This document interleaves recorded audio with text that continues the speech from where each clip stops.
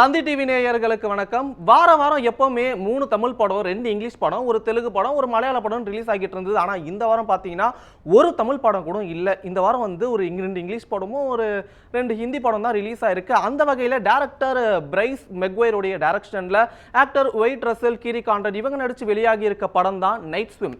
இந்த படத்தோடைய ஒன்லைன் பார்க்கறதுக்கு முன்னாடி இந்த படத்தை இதே டைரக்டர் பிரைஸ் மெக்வைர் 2014ல இந்த படத்தை வந்து ஒரு சின்ன ஷார்ட் பிலிமா வந்து எடுத்திருக்காருன்றது உங்களுக்கு சொல்ல விரும்புறேன். சோ இப்போ இந்த படத்துக்குள்ள போறோம். இந்த படத்தோடைய ஒன்லைன் என்ன அப்படின்னு பாத்தீங்கன்னா,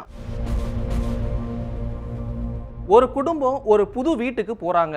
அந்த வீட்டில் இருக்க ஒரு ஸ்விம்மிங் பூல்ல ஒரு அமானுஷ்யமான விஷயத்தை வந்து அந்த குடும்பத்தில் இருக்க எல்லாருமே வந்து ரொம்ப வந்து என்னடா இப்படி இருக்கே அப்படின்ற அளவுக்கு ரொம்ப உணர ஆரம்பிக்கிறாங்க. அதுக்கப்புறம் இந்த அமானுஷ ஸ்விம்மிங் பூல்னால இவங்களுக்கு என்னெல்லாம் நடக்குது, இதுல இருந்து அவங்க எப்படி வெளியே வராங்க அப்படின்றது தான் இந்த படத்தோடைய ஒன்லைனர். இந்த படத்தோடைய ஃபர்ஸ்ட் ஷாட் பார்த்தோம்னாலே வந்து ஒரு ஸ்கேரியான ஹவுஸை காமிக்கிறாங்க. அந்த ஹவுஸ்ல இருந்து அப்படியே கேமரா ஆங்கிள் வந்து ரவுண்ட் டர்ன் ஆகுது. இந்த ஷாட்டை பார்த்தோன்னே என்னடா ஃபர்ஸ்ட் ஷாட்டே வந்து இவ்வளோ சூப்பராக எடுத்திருக்காங்களே அப்படின்ற அளவுக்கு எல்லாருமே யோசிக்க வச்சது. இதை தாண்டி இந்த படத்தோடைய சினிமாட்டோகிராஃபியை பற்றி நம்ம பேசணும்னு கண்டிப்பாக வந்து ரொம்ப இன்ட்ரெஸ்டிங்காக கொடுத்துருந்தாங்க. ஒரு ஸ்விம்மிங் பூல் இப்படிலாம் ஆங்கிள் வச்சு எடுக்கலாமா அப்படின்ற அளவுக்கு யோசிக்க வச்சது. முக்கியமா ரொம்ப சூப்பரா நிறைய விஷயங்களை வந்து காமிச்சிருந்தாங்க. இதை தாண்டி இந்த படத்தோடைய ஸ்டோரி வைஸ் என்னதான் கொஞ்சம் வீக்கா இருந்தாலும் இந்த படத்துடைய ஆக்டிங் வைஸ் நம்ம பார்த்தோம் வைங்களேன், அவங்களுக்கு கொடுத்துருக்க ரோலை வந்து அவங்க கரெக்டா பண்ணிட்டாங்க அப்படின்றத சொல்ல முடியுமே. இதை தாண்டி இந்த படத்துல வந்து நெகட்டிவ்ஸ் அப்படின்னு நம்ம எடுத்துக்கிட்டோம்னா ஏகப்பட்ட விஷயங்களை வந்து இருக்கு.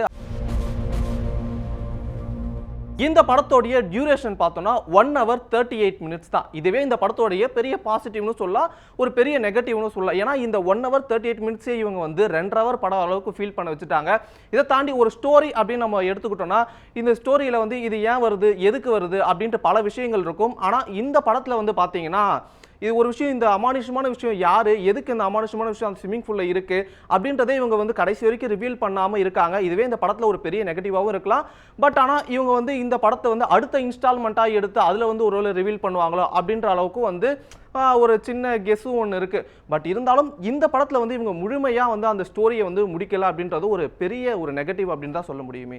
இந்த படத்தோடைய ஸ்டோரி வீக்கா இருந்ததால இந்த படத்துல இருக்க மியூசிக் கூட நமக்கு பெருசா கனெக்ட் ஆகலன்னு தான் சொல்ல முடியுமே. இதை தாண்டி இந்த படத்துல வந்து எமோஷனலா ஒரு சீன் வந்து கடைசியில ஒன்னே ஒன்று வச்சிருக்காங்க. பட் அது ஒர்க் அவுட் ஆயிருந்தாலும் அதுக்கு முன்னாடி எதுவுமே இல்லை அப்படின்ற போது இந்த படத்துல இதை மட்டும் ஏன்டா இப்படி வச்சிருக்கீங்க அப்படின்ற அளவுக்கு நமக்கு ஃபீல் பண்ண வச்சது. இதை தாண்டி இந்த படத்துல முக்கியமான விஷயம் என்ன அப்படின்னு பார்த்தீங்கன்னா, ஒரு ஹாரர் மூவி அப்படின்னு நம்ம எடுத்துக்கிட்டோம்னாலே கண்டிப்பா அதில் வந்து ஒரு த்ரில்லர் இருக்கணும். முக்கியமா வந்து அந்த படம் பார்க்க லைட்டாவாச்சும் ஒரு பயம் வரணும். பட் ஆனால் இந்த படத்துல வந்து இது ரெண்டுத்தை தவிர மற்ற எல்லாமே வச்சிருக்காங்க.